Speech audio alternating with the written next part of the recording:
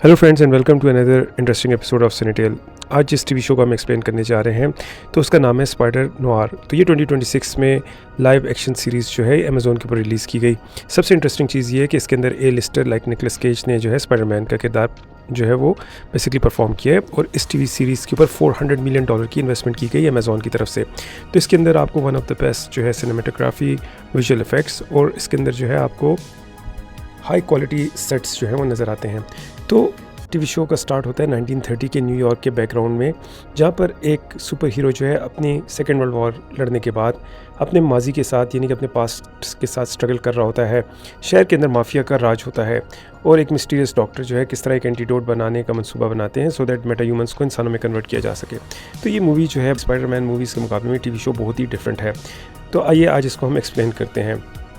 तो स्टोरी का आगाज़ जो है इंतहाई मिस्टीरियस अंदाज में होता है, जहाँ एक माफिया बॉस यानी कि जो माफिया का हेड होता है सिल्वरमैन जो है उसके मेंशन को आग के शोलों में जला दिया जाता है। तो कहानी के शुरू में दिखाया जाता है कि इस मेंशन के जलने के बाद जो है जो माफिया का हेड होता है सिल्वरमैन जो है वो इस बंदे को फाइंड आउट करने की कोशिश करता है जिसने इसके मेंशन को जलाया और उसको असैसिनेट करने की कोशिश की।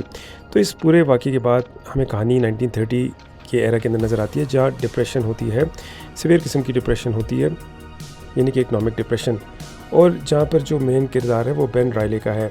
अब बेन रायले असल में स्पाइडरमैन होता है और इसका किरदार निकोलस केज ने जो है परफॉर्म किया है। ये अपनी ज़िंदगी से हारा हुआ एक डिटेक्टिव होता है और इसके पास्ट को दिखाया गया कि जैसे कैसे सेकेंड वर्ल्ड वॉर के बाद जो है इसके जो 7 फौजी होते हैं जिसको इसने बचाया होता है उनके ऊपर जर्मन्स ने एक्सपेरिमेंट करके उनको मेटा ह्यूमंस में कन्वर्ट कर दिया होता है। तो स्टोरी में हमें शुरू में दिखाया जाता है कि 5 साल पहले किस तरह जो है स्पाइडरमैन जो है अपनी मंगेतर रूबी को जो है एक बेरहम मुजरिम के हाथों कत्ल करते हुए देखता है और उसको बचा नहीं पाता।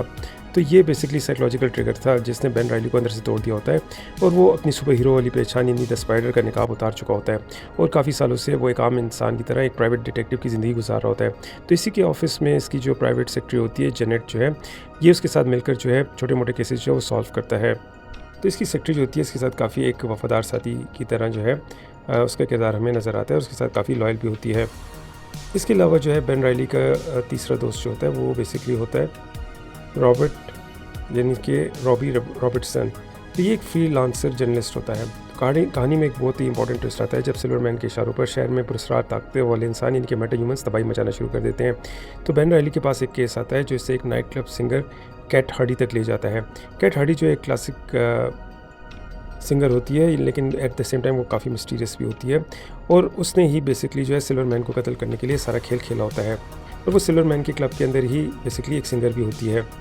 फिर इसमें हमें एक और किरदार नज़र आता है एक डॉक्टर का जो कि बेसिकली एक साइंटिस्ट होती है और वो बेसिकली मेटा ह्यूमंस को दोबारा से ह्यूमंस में कन्वर्ट करने के लिए रिसर्च कर रही होती है। तो यहाँ पर हम देखते हैं कि कैसे जो है बेन रायली यानी कि स्पाइडरमैन जो है वो कैट के साथ मिलता है और फिर दोनों के दरमियान एक बहुत ही फ्रेंडली रिलेशनशिप बिल्ड हो जाता है, जहाँ पे कैट उसको बताती है कि सिल्वरमैन को असल में उसी ने ही जो है कत्ल करने के लिए जो है स्टार्ट में मेटा ह्यूमंस को इस्तेमाल किया था। इस राज को पोशीदा रखने के लिए स्पाइडरमैन जो है वो सिल्वरमैन के ही लोगों के ऊपर एक ऐसे तरीके से इल्ज़ाम लगाता है कि सिल्वरमैन अपने ही बंदे को बेसिकली उसमें मार देता है कत्ल के शुबे में और यहाँ कैट जो है वो बच जाती है। लेकिन ये गेम ज़्यादा देर तक नहीं चलती। सिल्वरमैन जो इन्वेस्टिगेशन करते करते जो है वो कैट तक पहुँच ही जाता है।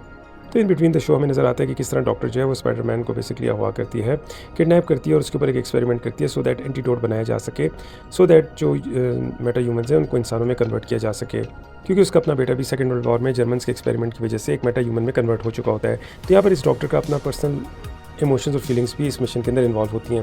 लेकिन समहाउ जो है स्पाइडरमैन जो है उसकी लैब से निकल कर भाग जाता है। सिल्वरमैन अपने बंदों के ज़रिए उस लैब तक पहुंचता है सो दैट वो बाकी मेटा ह्यूमंस को भी अपने कंट्रोल में ले सके और शहर के अंदर जो है अपनी हुकूमत कायम कर सके। लेकिन उस लैब में पहुंचकर उसको नज़र आता है कि वहाँ पर ऑलरेडी मेटा ह्यूमंस मर चुके होते हैं और तबाह हो चुके होते हैं। तो वो जाते जाते उस लैब को में आग लगा देता है। मूवी की अगर इस टीवी शो के क्लाइमेक्स की अगर हम बात करें तो न्यूयॉर्क की एक सुनसान और अंधेरी स्ट्रीट्स के अंदर 2 सुपर ह्यूमंस जो हैं वो आखिर में स्पाइडरमैन का मुकाबला करते हैं। उसमें से एक जो होता है वो मेगावॉट होता है और दूसरा सैंडमैन होता है। सैंडमैन जो होता है वो कैट का जो है बेसिकली बॉयफ्रेंड भी होता है और कैट ने उसको बचाने के लिए सैंडमैन को बचाने के लिए द स्पाइडर की जो रियल आइडेंटिटी होती है वो उस साइंटिस्ट और डॉक्टर को लीक की होती है। तो यहाँ कैट का किरदार काफ़ी मिस्टीरियस है क्योंकि ये एक बहुत ही मैनिपुलेटिव गेम खेल रही होती है। ना सिर्फ ये अपने आप को बचा रही होती है सिल्वरमैन से, बल्कि दूसरी तरफ जो है ये जो है बेन रायली को यानी कि द स्पाइडर को भी यूज़ करती है अपने मकासद को हासिल करने के लिए, अपने ऑब्जेक्टिव्स को अचीव करने के लिए, जिसमें इसका मेन ऑब्जेक्टिव ये होता है कि इसका जो बॉयफ्रेंड है सैंडमैन वो किसी तरीके से दोबारा से ह्यूमन बन जाए, क्योंकि असल में इशू ये होता है कि जितने भी मेटा ह्यूमंस होते हैं जितनी अपनी ताकत का इस्तेमाल करते हैं वक्त के साथ साथ इतनी जल्दी जो है उनकी बॉडी डिटेरिएट होती है और वो मरने के करीब पहुंच जाते हैं। सिर्फ स्पाइडरमैन एक ऐसा वाइट सुपर हीरो होता है जिसकी बॉडी में एक ऐसे पावरफुल एंजाइम्स होते हैं जिसकी वजह से जो है उसकी बॉडी को किसी किस्म का इफेक्ट नहीं होता।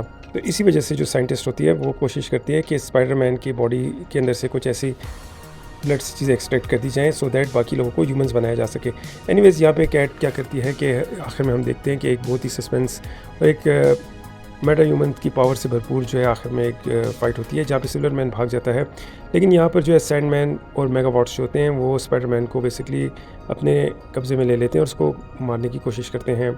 लेकिन यहाँ पर आखिर में मेगावॉट को जो है स्पाइडरमैन डिफीट कर लेता है और एंटीडोट जो होता है वो सैंडमैन को इंजेक्ट कर लेता है जिससे सैंडमैन दोबारा से ह्यूमन बन जाता है।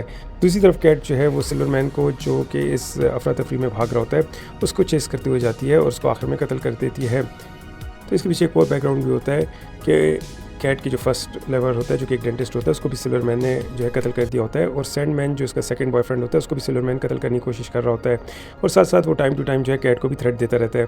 तो ये वजह होती है कि कैट उससे आखिर में अपना रिवेंज भी लेती है।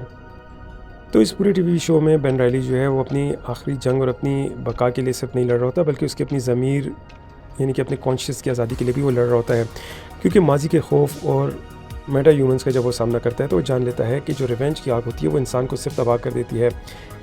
इस कहानी में हमें बहुत सी जगहों पे ऐसा भी नज़र आता है जहाँ पे स्पाइडरमैन अपनी पावर्स को गिव अप कर देता है, क्योंकि वो कहता है कि जब पावर ही नहीं होगी तो रिस्पॉन्सिबिलिटी भी नहीं होगी, क्योंकि एक बहुत मशहूर कोट है कि विद पावर कम्स रिस्पॉन्सिबिलिटी। तो यहाँ पर जो स्पाइडरमैन का करैक्टर है ये बाकी स्पाइडरमैन के करैक्टर से बहुत डिफरेंट है जो हमने मूवीज़ में देखा, जहाँ पे हमें जो है हाई स्कूल टीनेजर जो कि एक हाई टेक जो है ड्रेस पहनकर और टेक्नोलॉजी को यूज़ करते हुए दुश्मनों का मुकाबला करते हैं, ये जो है टीवी शो से बिल्कुल एक डिफरेंट है। यहाँ पर हमें एक मिडिल एज डिटेक्टिव नज़र आता है जो अपनी ज़िंदगी का काफ़ी ज़्यादा टाइम जो है वॉर्स के अंदर गुजार चुका होता है। अब वो थक चुका होता है और माजी के जो तल्ख तजर्बे होते हैं उसकी वजह से वो अपनी सुपर पावर्स को छोड़ चुका होता है और एक आम डिटेक्टिव की तरह अपनी ज़िंदगी गुजार रहा होता है। लेकिन फिर उसको जो है ये चीज़ रियलाइज़ होती है कि सिटी को उसकी ज़रूरत है और अगर उसको बुराई को ख़त्म करना होगा तो उसे अपनी स्पाइडर पावर्स का इस्तेमाल करना होगा।